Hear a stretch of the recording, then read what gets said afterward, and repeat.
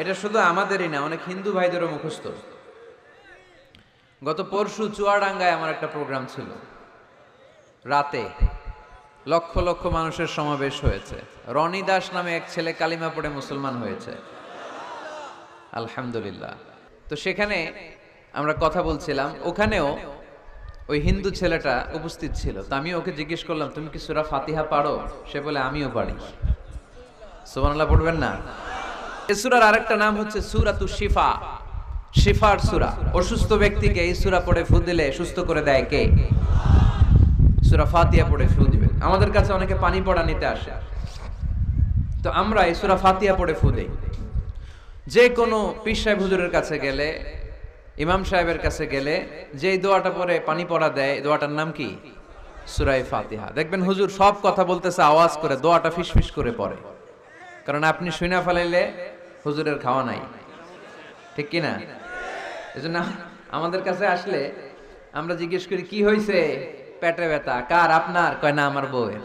তো পানি পড়া দেন। সব কথা আওয়াজ করে বলে, দোয়াটা পড়ি ফিসফিস করে, কারণ ওই গোমর যদি ফাঁস হয়ে যায় আমার কাছে কেউ আসবে না। কারণ এই সূরাটা এমন সূরা, এই সূরাটা যে আমরা কে কখন মুখস্থ করেছি, কবে, আমার বয়স তখন কত ছিল আমরা বলতে পারবো?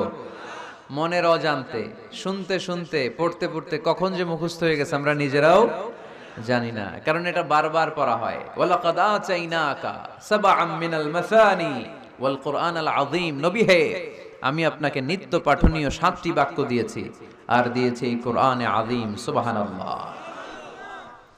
যারা ফরজ নামাজ আমরা পড়ি প্রতিদিন, কমসে কম 17 বার এই সূরাটা পড়তে হয়। কতবার? যারা সুন্নাহ সহ পড়ি, কমসে কম 40 বার এই সূরাটা পড়তে হয়। তার মানে যেই ব্যক্তির বয়স 50 কিংবা 60 আর তিনি জীবনে নামাজ কাজা করে নাই, তাহলে ওই লোকটা জীবনে কত লক্ষবার সূরা ফাতিহা পড়ছে উনি নিজেও জানে না, ঠিক কি না? তারপরেও কোনোদিন কি মনে হয়েছে যে সূরা ফাতিহাটা পুরাতন পুরাতন লাগে? এত পড়লাম লক্ষ লক্ষ বার, এখন আর আগের মতো টেস্ট পাই না, এরকম মনে হয়? গরুর গোশত পছন্দ করেন কে কে দেখি? খাইছে খাইছে, সর্বনাশ। আচ্ছা, হাত নামান। তো এই যে গরুর গোশত, হ্যাঁ, গরম ভাতের সাথে ঝাল গরুর মাংস, আহা, ওই যে অনেকের জিহ্বায় পানি চলে আসছে।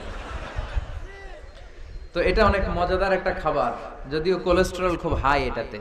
তো এই গরুর গোশত কেউ যদি আপনারা সকালবেলা দেয়, দুপুরে দেয়, আবার বিকেলে দেয়, রাতে দেয়, তারপরের দিন দেয়, তারপরের সপ্তাহ, টানা 1 মাস 3 বেলা গরুর গোশত,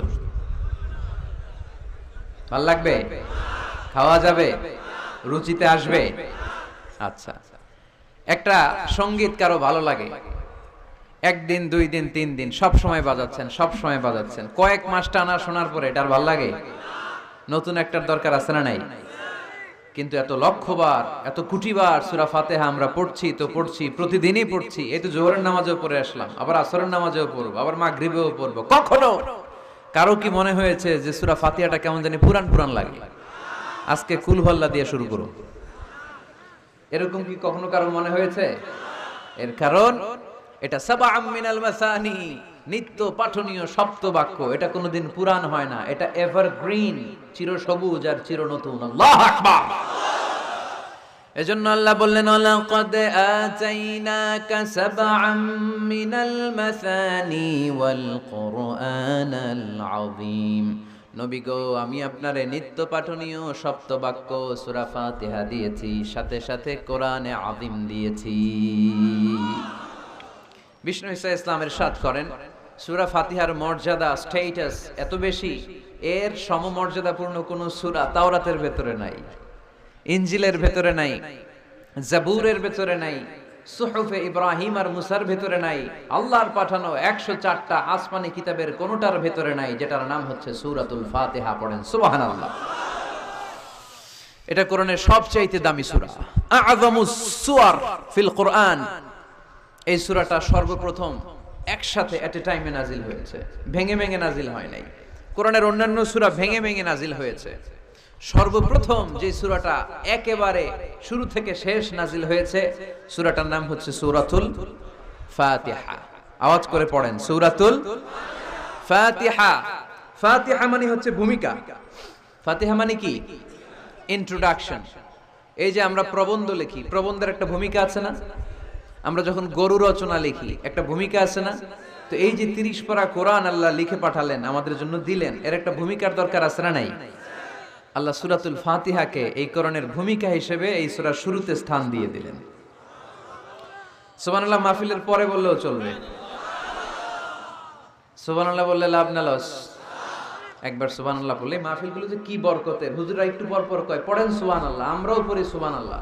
আর ওইদিকে যে আমল নামা কিভাবে উপরের দিকে উঠতেছে আমরা নিজেরাই টের পাই না। একবার সুবহানাল্লাহ পড়লে এই আকাশ আর জমিনের গ্যাপ আল্লাহ সওয়াব দিয়ে পূর্ণ করে আপনার আমল নামায় ঢুকায় দিবে। দেখেন কত চালাক, সওয়াবের কথা শুনছে, এখন সুবহানাল্লাহ গলা ফাটায়। সওয়াব আছে যেখানে আমরা আছি,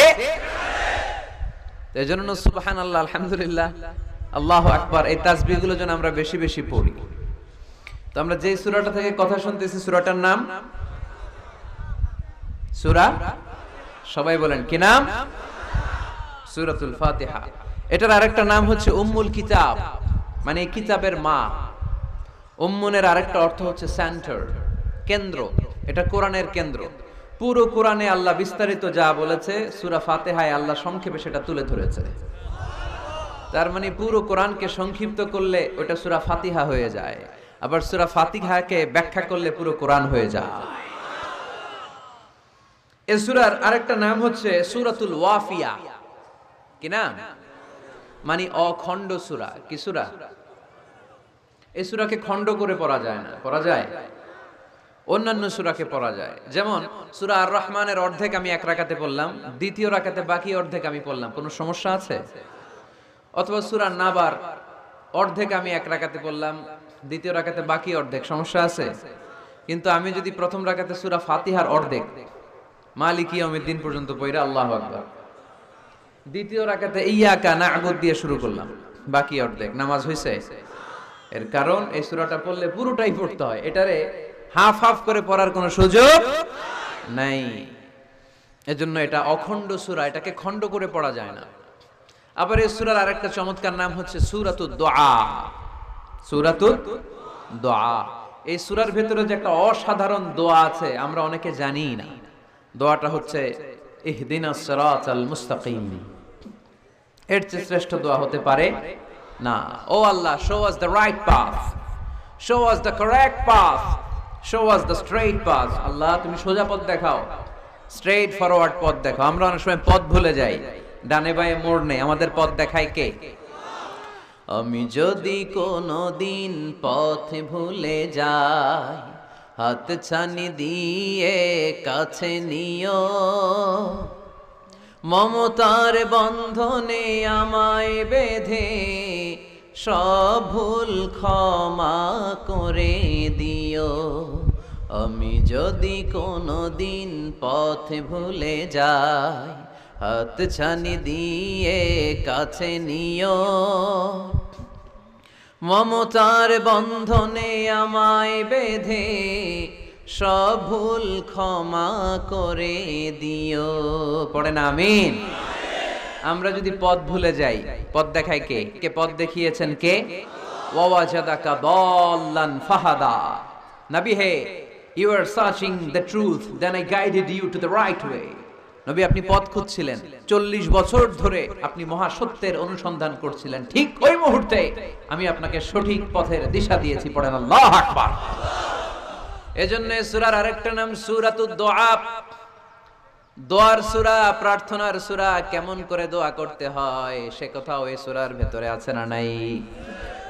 আবার এই সূরার একটা নাম সূরাতুস সালাহ, নামাজের সূরা।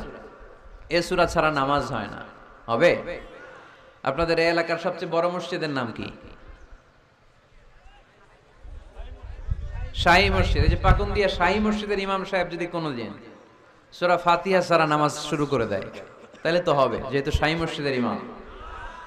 বুঝে শুনে উত্তর দিয়েন, হবে না? আচ্ছা। বাইতুল মুকাররম আমাদের জাতীয় মসজিদের ইমাম সাহেব সূরা ফাতিহা ছাড়া নামাজ পড়াইছে, এটা হয়ে গেছে জাতীয় মসজিদ, কিন্তু হবে না? কাবা ঘরের সম্মানিত ইমাম শেখ আব্দুর রহমান আস-সুদাইস, উনি সূরা ফাতিহা ছাড়া নামাজ পড়ালে এইটা হবে, বলে কি? উনারটাও হবে না। কারণ বিষ্ণু ঈসা ইসলাম বলেছেন লা সালাতা লিমান লাম ইয়াকরা বিফাতিহাতিল কিতাব, সূরা ফাতিহা যে সালাতে পড়ে না তার সালাত কোনোদিন আল্লাহর দরবারে কবুল হবে না।